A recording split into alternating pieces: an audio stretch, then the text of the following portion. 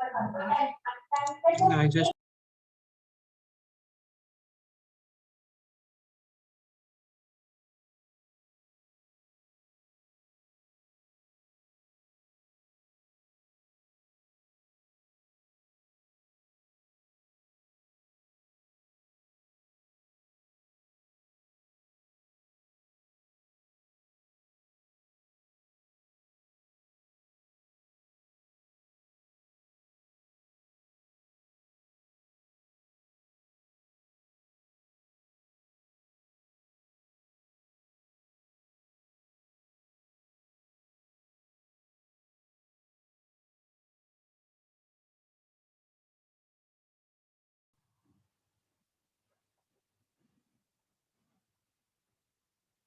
Is anyone there? Should I tell the rest of the people to join?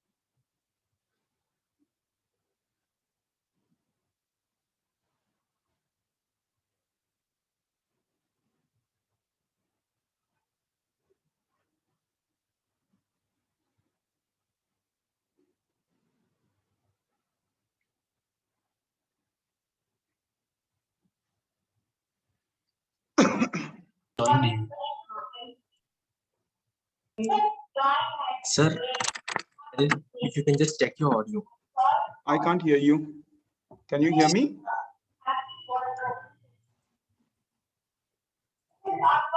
Sir, audio एक बार check कर लो ना. जी sir.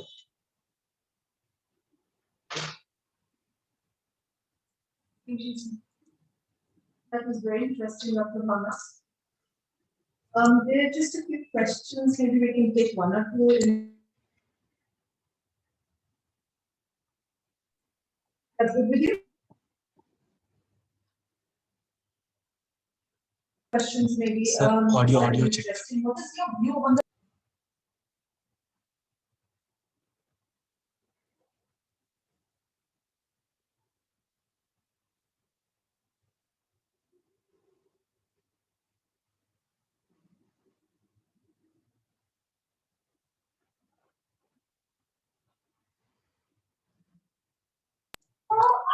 Sir audio check कर लेंगे ना, एक बार ऑडियो चेक कर लीजिए. Just speak once. Audio check. I can't hear you. हाँ okay.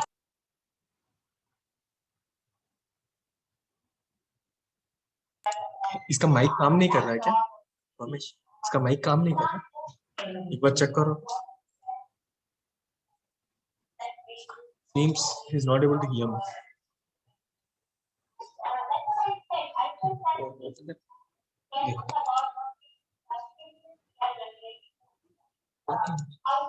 Hello, sir, are you able to hear me?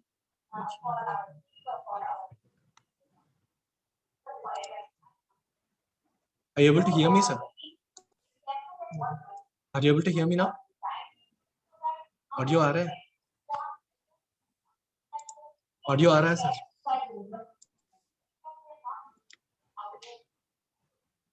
He's not.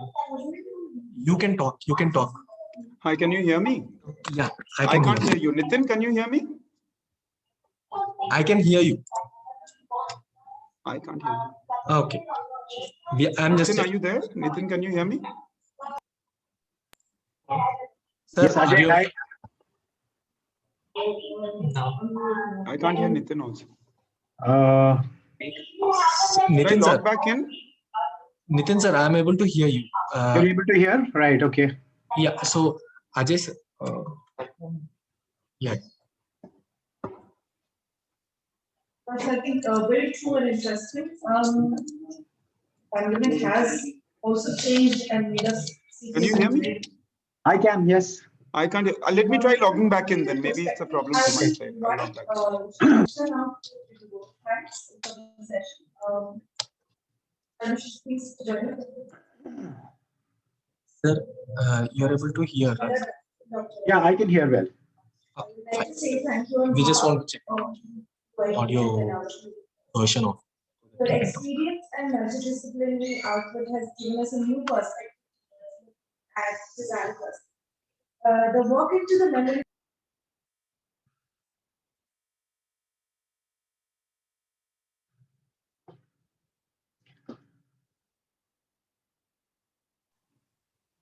Am I audible? Yes, you are. Oh yeah, I can. It was the fault was from my side, Aditya. Sorry, I think I had the virtual one going on there, the current session, and then I had to, yeah. So it was my system which was. Right, okay. Yeah. Great. So we're just waiting for Nari to Yes. come in. Yeah. Yes. So you're clear, you're bright, you're fine. I think everything is. He's coming in 3 minutes. So Yeah. yeah. So you can. I think we're good. Everything good from your end, Aditya? Yeah, absolutely. Okay. Great. Tarna ma'am will join in a few minutes. And Yeah. Even Nari is joining in. yeah, he has come. Yes. Thanks for the intro you sent. Yeah, Nitin, that was much nicer. Hi, Nari. Yeah. He's connecting to the audio. Where is he walking through? He's in his office. He's trying to reach his office. Yeah. He's trying to reach his office on time. He will. He still has 5 minutes. So, so that introduction that you sent was much nicer. Okay. And, yeah. I remembered I did something with with a forum a few weeks back. So Right. I just pulled that out and gave it to you. I said, No. It works much better than me reading out. Yeah, that profile otherwise is, we are so used to. In fact, I'm realizing I should paste this as my introduction there itself. Yeah, I think that will also be nice. It'll be much easier. Yeah. It'll be much better. Taruna ma'am, your mic is off. Hello. Hi. Hi, Good to Nitin. see you. Hi. So we'll go live in around 3-4 minutes. Yeah. No So there's some other video running, and someone will tell us. What I will be doing is, because I've been this laptop has been hosting the entire thing, so my colleague will come in and she'll first introduce Right. the session, and then Ajay, you can introduce each one of us a little bit more and elaborately, and while you introduce me, I will enter the screen. Okay. Okay. Meanwhile, we've done the check with everything. We're all good with everything. We're just waiting for Nari to just do a sound check. Okay. Aditya is there. Can you hear me? Absolutely. We can hear you now. Hi. Awesome. Get a little better view of myself. So once Anaita is done just introducing the session, then I'm going to start with, it's just in the order that you sent the mail. Yeah, Taruna. So first is Narendra Kumar, then is Nitin Kalra, and then is Taruna Vasu. And then I'll just start off with the first question, starting off with Nari. And then we can go to Nitin, and then to you, Taruna, or we can go to Taruna and then Nitin, because Nitin is going to give us a reality check on the industry. So, he's coming from the industry. So Makes all the difference. Just keep me on the clock, right? Because I can just go on and on with the things. I know. Just one more quick thing. We can, if we're chatting with each other for any message, we need to do it privately. Otherwise, it'll go on screen. Okay. or on the WhatsApp group, which I'm sure Nari never expected to do. There's a group for the three of us, but I think we'll be able to. I'll keep a time check. I'll keep saying that now we can shift on. So we'll start with the past, going to the present, and then the future, and then questions. So more or less what was discussed with Nari yesterday. Naresh, you'll have to switch on the flip mode on your, because we're all in this framework and yours is coming separately. So when it goes on the screen, so also in your phone, just put that mode on. Is this better? No, now you're. Put it on self-rotate, it'll come right then. You just click it on that. What do I do? Okay, you just drag setting. Okay, 1 second. Aditya, why don't you join in and do it? My friend is good. Sir, is it an Apple or an An Apple. Apple phone? Just slide from the bottom. You will Give me a have second, I'll be back. auto rotate option, which you have to switch off. Auto rotate. Yeah. There is mirror screening. There is Where's the auto rotate? There's no screen auto. Rotate का option रहेगा sir, हाँ? Screen rotate का option होगा, वो of करना पड़ेगा। लेकिन auto rotate है ही नहीं इसमें तो। Okay It's an 12. Okay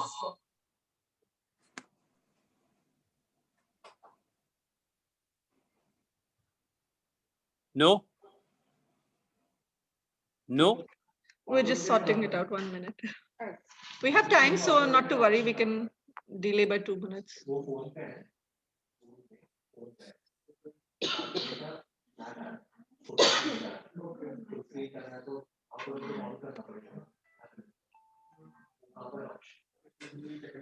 We're just checking and getting back. Right.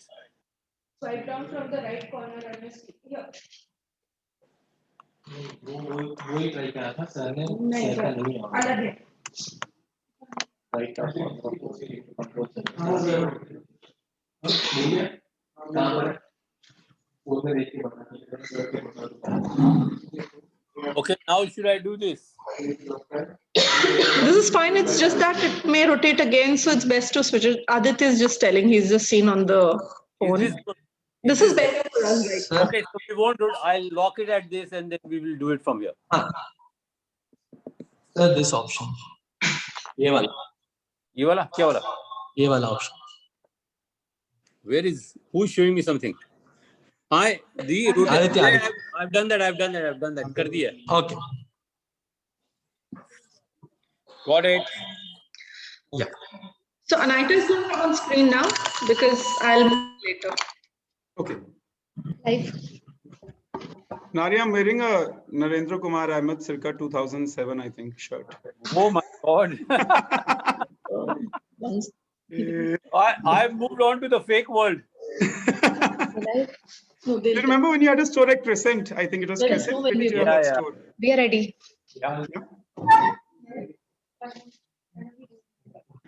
Morning, Nitin. We are ready.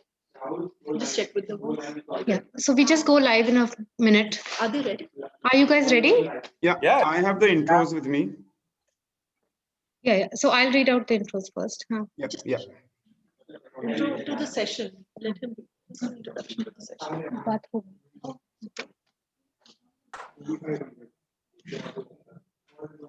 Hi, I'm Anita from the fashion school.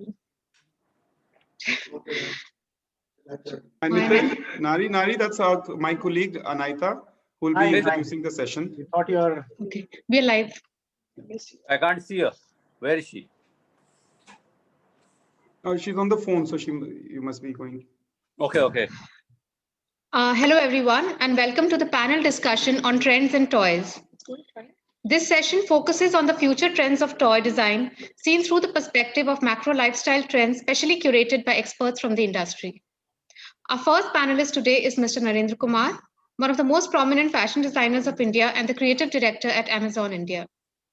The second panelist is Mr. Nitin Kalra, the regional director India of SARC and MENA and director of Animation International India Private Limited. Our last panelist is our very own Ms. Taruna Vasu, the Associate Director of the School of Fashion Design at the United World Institute of Design in Gandhinagar. The session is being moderated by Mr. Ajay Bisht, the Assistant Director at the School of Fashion Design, United World Institute of Design in Gandhinagar. So over to you, Ajay. Thank you so much, Anaita. That was very nice of you. And welcome our panelists. Let me introduce you further in a little bit more detail to our panelists. The first one being Narendra Kumar. Narendra Kumar, from being listed in Esquire magazine's 50 best men's stores in the world as a designer, has donned many hats in the fashion business in India.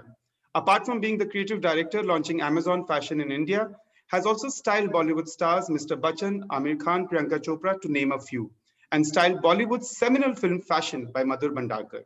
He has also been India's first fashion editor, having launched Elle magazine, to being a filmmaker and photographer with one of his films, The Marriage of Shaila Patel, opening Brisbane International Film Festival in 2017. He has also helped launch India Fashion Week and Lakme Fashion Week. Known for his socio-anthropological fashion vision and considered one of India's leading designers with an intellectual bent, he continues to make forays into new and challenging fields with the launch of a sportswear brand, Alexis and Nari, made entirely from recycled plastic bottles. Welcome, Narendra Kumar. Our second panelist, Nitin Kalra. Nitin Kalra completes 25 years of professional life this year, having worked as a journalist, media manager, digital content manager, and a licensing and merchandising professional. After a stint of 11 years, he recently moved out of Animation International, where he was the business head of one of the most popular kids IPs in Asia, Doraemon. He is currently working to set up a new brand management agency, which should be announced soon. He has been awarded the Licensing Leader Award by Licensing International New York. He regularly speaks at national and international forums, but his favorite remains speaking at colleges across the country to encourage and motivate young talent to join the licensing and merchandising industry. He currently resides in Gurgaon and enjoys running and reading, is a regular yoga practitioner and an aspiring logotherapist. Welcome. Our third panelist, Taruna Vasu. Taruna Vasu is a fashion designer and academician working in fashion and design education for nearly 20 years. She graduated from NIFT Gandhinagar and moved on to do bachelor's and master's with arts and fashion related subjects. Currently, she's pursuing her doctorate with IIS University. She's currently the Associate Director and Head of Department of School of Fashion Design at UID Karnavati. She was previously also the Honorary Dean for Design at RISU, the first skill university of Rajasthan. Her core areas of specialism span through contextual studies, craft research and development, design process, product development, and design pedagogy. Laced with a postgraduate certificate in higher education from Nottingham Trent University, she strives to develop strategies to innovate with teaching, learning, and assessment strategies with a focus to accelerate student engagement and enhance their learning experience. Welcome, Taruna Vasu. I'm so glad to have all of you here on the panel today with our discussion being on trends and toys. We all know that trends start from the past. Yeah, we have to observe the present and then we can predict the future. So I'm going to start off with the past. What do you guys remember about the toys from your childhood? And we can also get into the further past of Harappa, the toys that were there at that time. Nari, what do you see the growth that has been or the trends that have been of the toys of the past leading to the present? I think that, you know, a lot of the toys of the past were really games, basically interactive games and stories like that. They were really, you know, to keep one engaged, and they were sort of androgynous. They could be boys and girls playing it, and they were, other than, you know, some toys that were Barbie, and then there was and then there was Lego, and then there was something else. So there was a differentiation between how women or girls were seen and boys were seen. Yeah, and really those were where it started from, you know. And we had cliches then that were, right, maybe cliches that were all toys that were white driven, personality driven kind of stories. And I think that those were like my earliest memories was playing toys, was playing marbles in the street.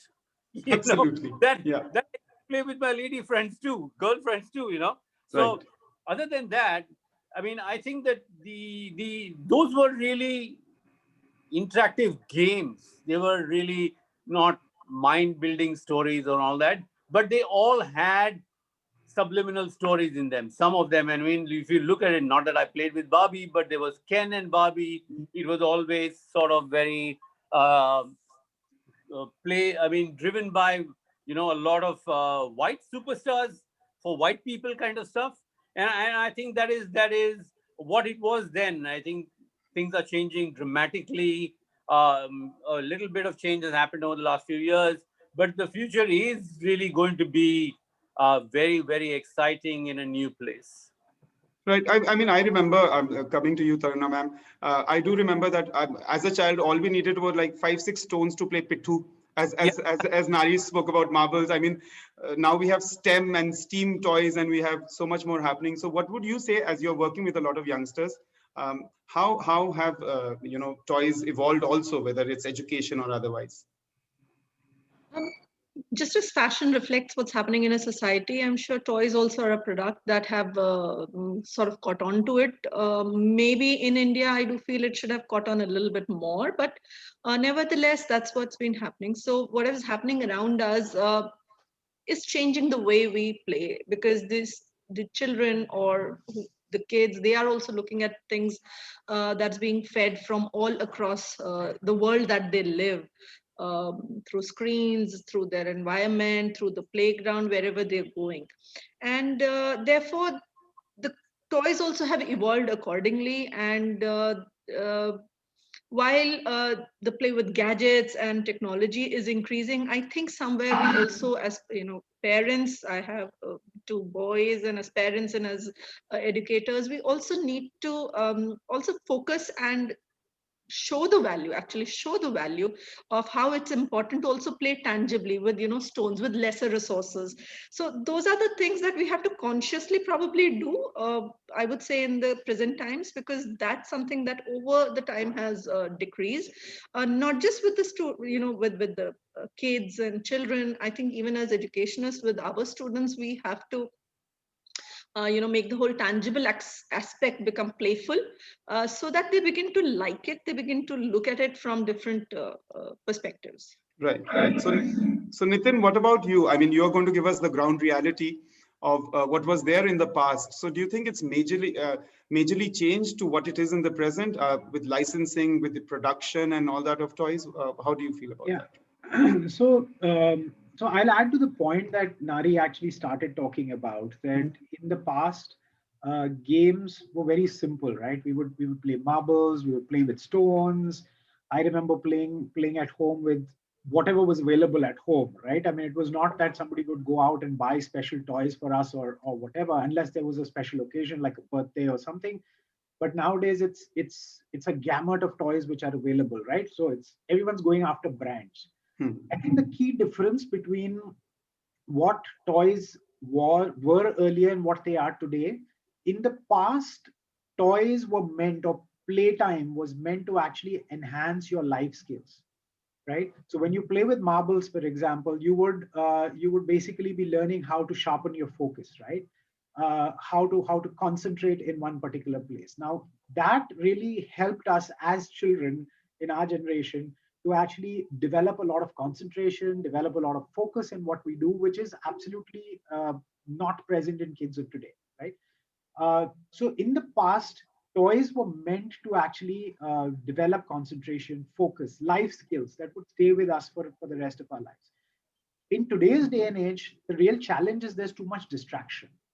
Children today are all over the place, right? When we were told that, okay, here's your playtime as children, we knew that we would probably take a bicycle and go on the road, or we would start running on the road, or we would play cricket, somewhere on the roadside, or simply take whatever was available in the house, rehash it, repurpose it, and try to make something out of it. Right? In today's day and age, one, it's become very convenient, right? You click a button and something reaches your house, right? So nobody wants to really innovate. Second, there's too much of distraction. There's too much happening around. I think the right word for it would be choices. I think as parents, and like Taruna mentioned, I've got two kids myself, and we as parents can understand that we ourselves are spoiled for choices, right? If we are told, and I know you guys come from the education background, but as parents, if we get an assignment at home, if a child gets assignment at home, it's like a big panic attack at home. Okay, now where do we get resources from? What do we do? What do we do? We don't want to make an effort today. Right? It's very easy for us to say, okay, what's available, just order. So when you spoke about STEM, STEAM, all kinds of jazzy words according to me, which are now coming in, these are nothing but simpler versions of what we used to do, right? When we used to be kids, we would take soap that was left over in the house and create something out of it as a science experiment. Today, that same box is going to be priced at $9.99 or $19.99 and given to you as a STEM learning. And we'll be like, wow, this is fantastic. We used to do this for free, right? As children, but then children today are like, okay, spoiled for choices. So things have changed, attitudes have changed. I think a lot has got to do with our lifestyles, the way things have changed. And like Taruna mentioned that just like design and fashion is a reflection of what happens in the society, so are toys. So kids today are not the same what they were at that point of time, and that's why the clear distinction or the differentiation is coming. Yeah, absolutely perfect, and I think I completely agree with you, Nitin. Nari, we were talking about, when we were discussing this workshop, We're talking about the indigenous narrative, the Indian narrative, the Indian story, and where are our superheroes? You know, where is the Indian universe of Marvel, or you know, or where? Why is that not happening? What I mean, is there any one toy that you can say is this is it, and it's known from the north to the south to the east to the west? Is there anything that will come to your mind that says yes, this we can own this toy as something that that can represent India, or a narrative? For a lot of us, and a lot of us as kids, our icons had religious connotations to them, you know, and so it was not able to expand those religious connotations into games and in the fear of insulting something that would happen. So we never found really people that we look up to in a modern, what would you say, in a modern interpretation of life, you know. Today's superhero needs to travel in a space flight, needs to go crunch numbers, does things like that, and save the world, and does all of that kind of stuff. We never saw that, right? Because we could not extend those religious icons into superheroes. Right. And we never had very many other people that would look into something like that, you know. And that's where our evolution has not happened. Today, I believe, just like how mobile has transformed India by skipping the laptop and the desktop, right, from the telephone straight onto the mobile phone, you know, I think there is an opportunity for India to create new icons that were sort of Indian kind of icons, or that would appeal to the next generation, or to this generation that wants to look up to something that can drive ideas or drive some thought, you know. I mean, you look at Marvel, some of those Marvel comics, and you look at Wakanda, you look at all of those kind of stuff, they drive some kind of idealism, some kind of thought, but there's a lot of science behind it and all of that. Technology is an important part. Yes. You know? So for us, we've not found those icons. There are few, and maybe one that maybe I just comes to mind is someone who's relevant is like someone like Shakuntala Devi, you know, a number cruncher. Today, everything is about number crunching. I mean, just imagine a group of 6 or 7 of them crunching numbers, or doing stuff together, helping each other, creating stuff, you know. So I think basically what has happened is that we were not able to extend what we had as our icons into these kind of things that you could play with, throw around. Because just imagine you had one of those icons and the kid just kicked it around and threw, and then what would happen? Yeah. Right? All hell would break loose. So I think that bifurcation has not happened in India. Yeah, and do you think it's because of technology, or do you think it's because you want to make Shakuntala Devi? I mean, you've given everybody who hates maths in school right now and in the past nightmares to have her as a superhero. But mine too, I failed in the 12th standard in maths. No wonder you need her as a superhero. But now coming to like Chacha Chaudhary, Taruna, you were mentioning this when we were speaking last time. So Chacha Chaudhary, I remember Chacha Chaudhary, I remember Sabu, I remember this as a comic, but I never saw any licensing happening. Any, you know, first of all, Taruna, your memories of, again, something like a superhero, and then we'll go off to Nitin talking about why it never happened. Yeah. Superheroes were all of these comics and, you know, books that we read, from Shikari Shambhu to, I mean, I don't know if we want to call them superheroes, but we were intrigued by them because this was the only thing that was we were exposed to. So starting from Jupiter se Sabu aaya, that was like a big thing, and he ate this much and that much, and it worked fine then, you know, 30 years back when we had no exposure to many other things. So these are the things that we remember. And to some extent, I think even, you know, a generation later also could relate to it, but I don't think people could relate to it anymore. There was definitely Amar Chitra Katha, which gave its own set of superheroes, which made all, you know, the great kings and queens and all these historical figures that we had, and it made us learn history in an interactive manner. Maybe I'm missing it, but I think after that same thing did not evolve or go further. And therefore, I think, as I was saying, that there are two things that there needs to be a conscious effort. One of looking at what's happening, because we cannot, again, you know, there's been a gap, like the radio went, and when it came back, it came in a new avatar. So sometimes the gap works. So there has been a gap. And maybe now when, it comes back, what's important is we have to look at it in a new avatar where it has some of the remnants of the old nostalgia and some connect, but it has to be for a fresher audience. It has to understand what people are doing. So it's a two-way thing. One, understand what is the mindset, and two, also, look at what's the mindset that we would want to create, because they're also tools. They're not just a reflection of what's happening. They are also a tool that could change mindset. They have power. And whoever, as we move forward, I think as academicians, we need to make that concentrated effort as work with, of course, right now, we just look at our combination. Interestingly, Nari is from fashion, from Amazon, which is like selling the most in India, and from the manufacturing. So these kind of collaborations need to happen in a conscious manner. And yeah, there has been a gap as far as I understand and think, and we have to move. I just want to add, Ajay, that the gap happened when Taruna said 30 years ago. 30 years ago was 1990. Yeah. 1990 was when the Indian economy opened up for the first time. And when we opened up for the first time, our heroes completely changed. Absolutely. We wanted to emulate the West, in every way. So we lost touch with our own roots in very many ways, and we never got to develop that, But look at how the Japanese have done. Amazing. They have robots, they have that, but they bring the essence of what is Japanese into it. Absolutely.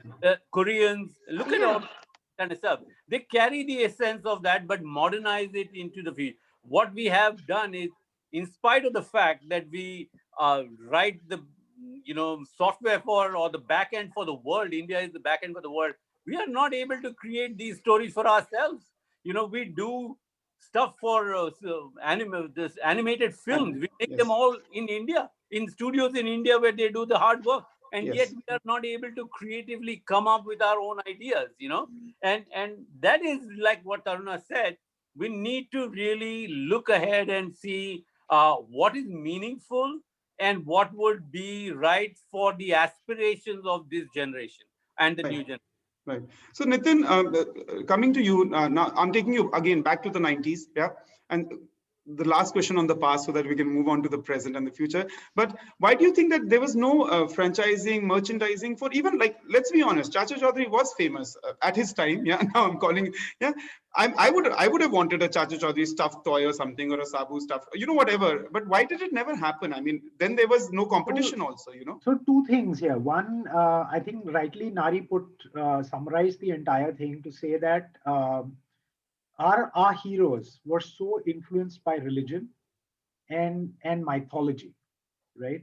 And religion and mythology, the moment you get those into business or try to commercialize them, because licensing and merchandising is all about commercializing the brands, obviously becomes a big question mark. I mean, I remember when we represented Little Krishna as an IP for merchandising, we had a terrible time. I mean, every time we would want to put a Krishna on a T-shirt, or you want to put a Krishna on even a compass box or a water bottle or a lunch box, and everybody would say, "Oh, so you're going to wash the god?"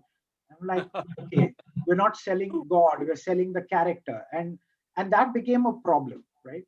The heroes that we were talking about, whether it's Chacha Chaudhary, whether it is Shikari Shambhu, or any of those ACK characters, Amar Chitragatha characters you spoke about, those were inspired from mythology, right? And everyone knows mythology is not real, right? The moment you try to make it real, but then these are not real. These are not real characters. What we have with us in history and what we are good at, as Nari also mentioned, touched upon that, is the power of storytelling. I think what people buy into is the power of storytelling. And we were able to narrate those stories brilliantly, right? The challenge really comes in when 1990s, when the world opened up to us and we realized that there were other icons to go after, whether it was a Superman, Spider-Man, Disney, DuckTales, and all these kind of characters that came in. I still believe that our stories, the Indian stories, are far superior than what these guys show, right? With all due respect to what Disneys of the world have done and what Marvels of the world have done, but their storytelling is still very weak, right? Where they have an advantage over us is technology, science. They try to make it as real as it could be, right? I mean, but what we did was we had great storytelling, but we could not translate that into what the world wanted to see. Right. I mean, I can give you an example of a character like Chota Bheem, right? It came in and it suddenly took the world by storm. Everybody started talking about Chota Bheem, and you've got Mighty Little Bheem that is doing so well now on Netflix and so on and so forth.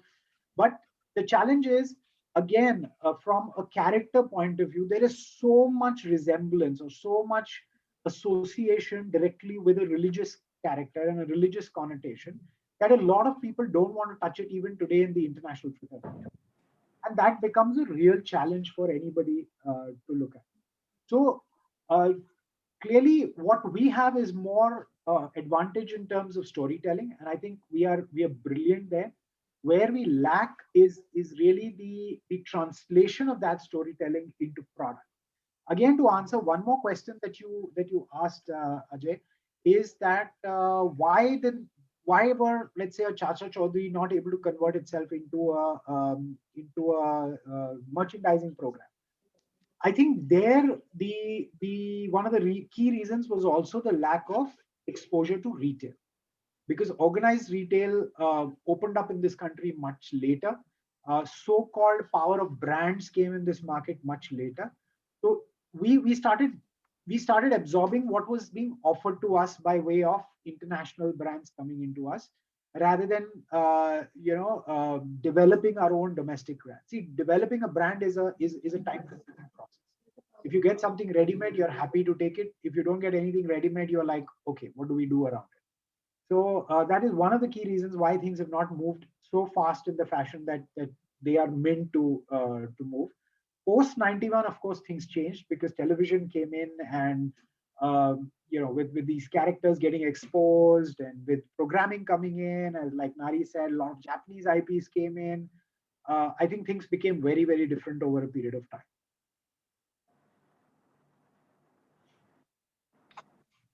Looks like a little glitch at Ajay's end. Lost Ajay somewhere, yeah. So the gap comes here. Yeah, Taruna, I think that, some of the things that you need to do for today, if you were to look at what would be current icons that we can create out of Indian stories, it's really important. Simple things that they made a story out of G.I. Joe, So we have to start digging for or looking deeply into our own stories. Also, values that are good for India for today. What are the kind of values that are good for India for today and going ahead? Because G.I. Joe came up after 1967, the Korean War, and all of that kind of stuff. How does stuff like what is relevant to India is also really important when we build these stories. Modern stories need to be relevant so that they capture the pulse. Today, for me, I think a lot of people, like you said, aspirational is being educated, having the best education. Having the best education really is the aspirational part in India today. What do we do from there, today? And post that also, like millennials and Gen Z, they don't think anymore that, fighting a war is the only story in life. There would be a great chef, there would be a great cook, there would be makeup artists, there would be people who do a million things. So a lot of all of that has changed, and opportunities are tremendous. What do you think, Nitin? Yeah. So clearly, from a point of view of the present, I think what we need to really evaluate first is who is our audience, right? When we talk about toys, it's obviously kids, but we shouldn't forget that it is parents who actually buy the toys for the children, right? So what is it that I want to give to my son or to my daughter or to my my children's friends when they come home or whatever? So that again matters a lot in terms of the audience we are catering to. Now, in our case, for example, if I take an example of something like what we used to do in Doraemon, we always used to tell people that our core audience is between the age group of 4 to 8, right?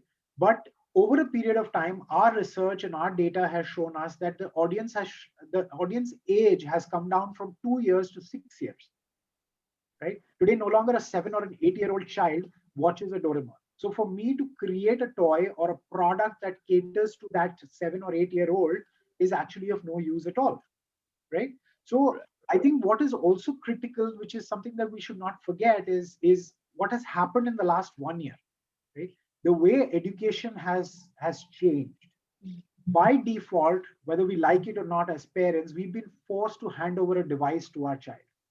Right? Because they're doing their schools online, they're watching things online. I have seen myself that my 8-year-old son is using so much of games now to study basic concepts which we wouldn't have otherwise played or used in our lifetime, right? So books are being replaced by digital gadgets, and that's why they're getting more hooked on to these mobile games, digital games. And while on one side, I mean, there is research to back it up to say that, from Korea or Japan, that gaming is a great way to actually stimulate the mind, and especially digital games, playing on the mobiles and PSPs and PlayStations and all of those stuff. But then as parents, the question that we also need to ask, because we are the ones who are buying these for our children, is where do we draw the line? What kind of toys am I getting my child exposed to, right? Because they're doing so much of digital learning anyway, they're interacting so much with the gadgets, they're using games and online gaming so much to learn concepts. Do we actually extend the same stuff to them even in the offline space? So do I want to give my child a STEM kit, for example? Maybe yes, because that's not what he's doing in school, because earlier they used to do their their theories and their practicals and things like that, but now everything's online. So where does he do his practical, right? So if he wants to develop some kind of scientific project, he requires a STEM toy. That is why things are becoming more and more relevant now when it comes to STEM learning, STEAM learning, all kinds of new jazzy terms which are coming in, because kids of today have changed drastically. They no longer just want those normal toys, wooden toys, so to say, to play, because they think technologically it's much more advanced. And just one last point that I want to make here, Nari, is that as parents, as buyers of these toys, actually our problem is that we are not really preparing our children with actual life skills that they require. What we are preparing them is for this herd race that is going on in this world. Okay, we all know, without taking names of examples of so many coding websites that have suddenly come up in the last 6 to 8 months, right? I mean, I don't know whether a 6-year-old or a 7-year-old really needs to learn coding that early, right? He might develop it at age 10, 12, 14 for all you care. But, every parent is rushing to get their child learn coding. I mean, my child doesn't want to learn it. What do I do? Right. But then that's the competition we're doing with others. Because aspiration, Nitin, today for parents is my child should be Mark Zuckerberg. And there's one Mark Zuckerberg when there are millions or billions of kids around there that do the same thing. Also, what I really miss about today is the fact that an important part of your sense is missing in playing this game. Your tactile nature of playing games, touching stuff, you're just losing that. You're not able to feel, understand that. These are life skills, tactile, being able to feel stuff through your hands, smell stuff, do all of that. Everything is just visual today. Absolutely. And I don't know if that is a good thing or a bad thing, but one needs to realize what we are doing in this race to reach and be the future. We are missing out on basic life skills that children need to learn while they are growing up, at least in their formative years. So do you think that earlier the toys were developed organically? They came through, our parents played with marbles, we played with marbles. They were toys developed by kids for kids, but now it's more like the adults are imprinting. So even the trends are like that. Sustainable toys, build a house and save energy toys. Let's make this toy out of waste plastic bottles. It's more like you're imprinting that we couldn't save the planet. Let's teach you how to save the planet, which again, where is the fun? I mean, at 5 years old or 6 years old, I don't know about the planet. you know. So do you think that's what's happening? We're imprinting current situations onto toys and onto the kids and making them think a certain way? I think my answer to that is, I think parents want their kids to be 24 years old the day they are born, with all the talent and everything they're given in it, you know. So they're racing to see how he can or she can become that person that they want to do, and you know, putting in all of that everything into the child, that will hopefully get them to feel great about their children, you know. So I think that some kind of thinking needs to come in to understand, like Nitin said, what is this race that we are in, and what are we leaving behind while we gallop ahead. Right. We're right, taking away the childhood. I think what we're doing is we're not letting the child become the child, right? We Yes. all, like Nari said, we all want them to become the next Zuckerberg, but Zuckerberg had a good childhood, right? At least for whatever formative years of his childhood that he had. It wasn't that he came from any outer space or anything of that sort, right? It was purely the skill. Yeah, it was purely the skill that helped him develop whatever he developed in college, and eventually it became that monstrous giant that he's heading today, which he had never envisaged for. Right? So the other thing it brings me to curiosity, you know. Yes. What does toys do? How do you extend beyond just playing the games into the real life, and how do kids really work on what we are not looking at really are the implications of where we are heading.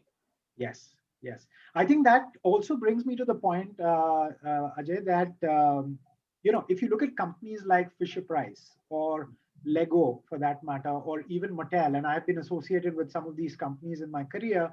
On an average, and I can share this with you, Mattel and Fisher Price in particular, and both are owned. Fisher Price is owned by Mattel. They take on an average 5 years is the time frame they spend on every toy that they develop, right from the time that it is drawn for the first time or thought of for the first time. They have research groups, they have an R&D department that works extensively with educators, early learners, counselors. They work with scientists, they work with environmentalists, they work with actual children, who come in to actually play with these toys as they are being developed, right? And every toy that a Fisher Price launches in the market or Mattel launches in the market has 5 years of solid R&D that goes behind it. Now, I can give you a very simple example of how we are not even 0.1% of what these global giant companies are at this point of time. And I had the opportunity to visit a very large factory, a toy factory in India, here in Manesar.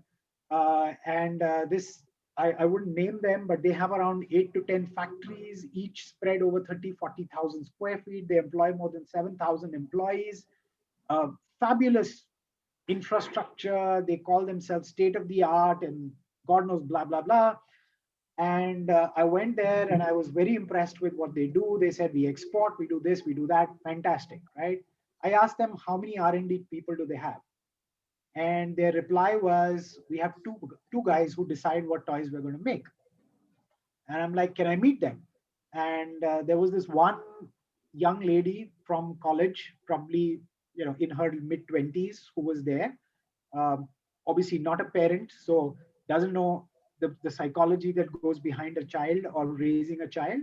And I said, where's the second person? The second person was the owner of the company. He decides which toy to make. Okay. So I could figure out that out of 7,000 people, nobody has any clue as to what toys they're making. I mean, to me, their simple formula was go to the market, see what others are doing, copy. Right. So I happened to buy a magic car, for my daughter.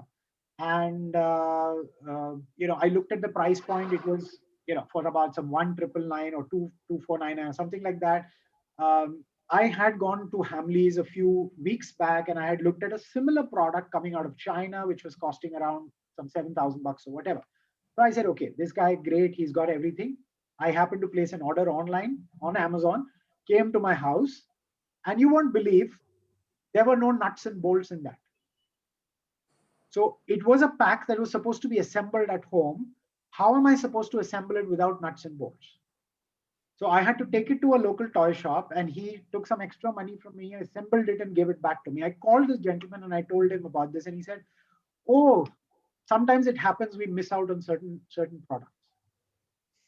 And it tells you the condition of how our toy industry is. Right. There is no science behind what we produce in our country. What we are doing, like Nari started off, is all fake, right? I mean, we are going behind the entire fake generation. What is happening in China, what is happening in the market, just go copy. I mean, copying is also an art, according to me, right? Not everybody can succeed, not everybody gets through it. So Nitin, are we looking at originality, more R&D for sure? Yeah, and I'm so sorry, but we have I really need to ask you guys some student questions. I mean, it's been awesome. I think we should do a longer session for the college at some point of time, Nitin, with you for sure, and Nari, you have no choice for that. But I'll just, some fashion students who are very interested, since during lockdown, there were a lot of innovations in how to present collections also. So here is the question. Let me start. In the future of fashion, designers have moved towards using different methods of showcasing their collections and saving fabric consumption. Dior, for example, made a dollhouse, and how they used to do earlier in the 1900s and before that, the miniatures. Yeah, do you think luxury fashion brands are using toys as a mode of promotion will last? Will dolls become the new models? Now, this is open for Taruna and for Nari. Both of you are from fashion. So if you could give us some insight on that. So for me, it largely is the fact that this was a one-off, and it was maybe a small thing to do at this moment. It's a one-off thing about dolls being fashion because you're sitting at home. Innovative thinking. I really like the idea that you would associate this kind, because that's how you do modeling in your own studio, in your couture studio. Do it on small scale and see. They brought it to life. Right. I would go one step further and animate the whole thing. Right. So it's one way of doing it, but the next person who does it will look like he's just copying the same stuff we put the original, right? So we need ideas that can go right across the platform. Many people can use it in different ways. Yes. Those are important. Not just doing one-off thing. One-off thing creatively, absolutely fantastic. Really good stuff. Fantastic. Right. I would think so. But I don't know if it's going to be something that will stay. But this is what design should be doing, thinking of creative ways of expressing themselves. And what way to do it with toys, something that you thought of, grew up with, and associate with as you get along. Okay, and great. And we have another question, Taruna. I think this will be great for you. How can fashion students incorporate toys and storytelling in our designs? So I think this is from one of your students. Really asking. I think so. How can we incorporate? Anyways, I'll just share very quickly one little thing that which I keep saying that I am into. In my career, I'm doing what I loved as a kid, playing with dolls, which is fashion, and playing teacher. So, yeah. Coming back to the question. Yes, I think we should bring in a joyful approach with toys, and that the toy is a metaphor. It can be a metaphor in how we deal with material, in how we deal with our assignments, and how we put it together. But one big trend that is coming in, which we should kind of make note of while we are creating any sort of, let's say, if we are educationalists creating an assignment, or a student creating something. Is that one big thing which is called the phygital avatar. So there is this whole merging of somewhere working with the physical materials and the physical space, and also the digital. It can be in any ways. I've seen certain people making amazing toys. They're craftisans now they're called craftivists across the world, but they also plan it on the digital space. They plan it, so it's a lot of merging that's happening, and that is a big trend, and I think that's a hopeful trend. So I think dolls will be there. Dolls will be both avatars, and dolls will be physical, and I think phygital is the word. Okay. So students, as all, we need to go in that direction and explore not just dolls, of course, for fashion, because we like to see a figure, but many other spaces. Even in just one quick, even in the way we are approaching our education. So for example, right, like Nitin said, it broke everything. So we are looking at, how to make online education simulate the classroom experience. Now that's a challenge. Right. We're doing it for some while, but then I think we're going to reach a stage. Thankfully, we're reaching towards the, when we look at the fashion cycle, we're reaching the peak of certain things. We got fed up, and hopefully innovation will come in next. So Right. that's my last point, that I'm hopeful that innovation will come because we're reaching the peak. Thank you so much, Taruna. Last question, quick answer for Nitin. This is really cool. Why is licensing new characters difficult in India? Oh, I was saving this for the last. Licensing old characters is also very difficult in India. Otherwise, as well. I think we all have to blame the retailers because they control the space. So two things here. One is in India still anything that's not seen on television is very difficult to license. So you need to first battle is to actually create something really astonishing, some really great content, and then take it onto a channel. So the first hurdle will be getting onto a television channel. Second hurdle is once you get on the television channel, how do you boost up your ratings and how do you ensure that more and more people are reaching watching your show? If they are, the biggest challenge you will face is retailers, because retailers feel that they control everything. I mean, for them, retail is real estate, right? So unless you have huge amounts of money to fund in, it gets extremely difficult for you to find space at retail. And whatever they say, to sell on retail, you need to be there in the face, right? So unfortunately, that is where things don't go as fast as where we want to go. Things have changed in the last year or so, that with a lot of brands now moving on digital. But there again, digital promotions, digital social media promotions, campaigns make it very relevant. So you need to be in the news to be able to sell. I mean, otherwise, there are hundreds and thousands of brands and which are sitting there. I mean, Amazon has probably some fantastic set of products, and so has Myntra and Flipkart and others. But discoverability is the key. Right. How do I discover what my brand is? I represented a brand called Kitties in the Cities. I can tell you one of the finest designed brands in the world, but nobody even knows about it. Right.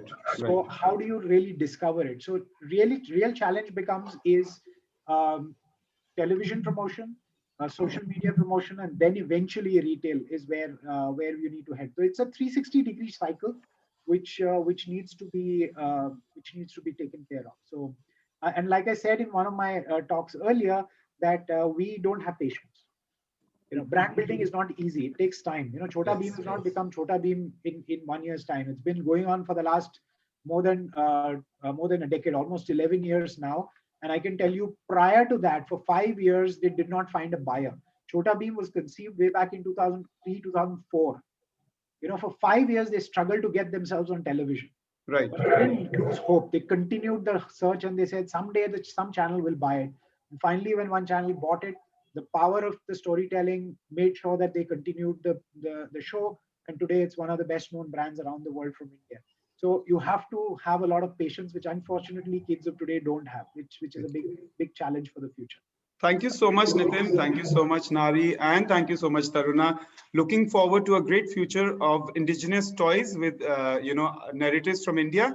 Sharmishta, over to you. Yeah, thank you so much. Thank you, Ajay. Thank you. Hi, Mr. Narendra Kumar. Hi, Mr. Nitin Kala. I'm Sharmishta, and I'm here to say, it was just wow, such wonderful session. It was fun and engaging. I am very sure that you have astonished the viewers' mind as well. They must be thinking about, yes, this is what should be happening.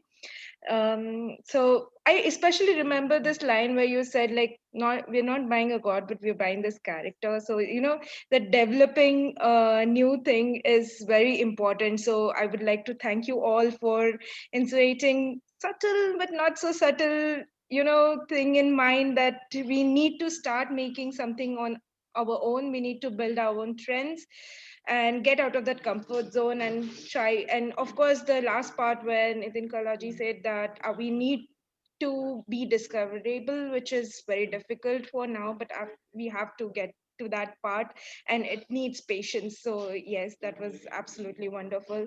And thank you once again. It was a great time having you all in the panel. And thank you so much, Ajay, for being such wonderful moderator. Thank you so much. Thank you. Thank Take you. care. Thank you. Bye-bye. Thank you very much. Thanks for having us.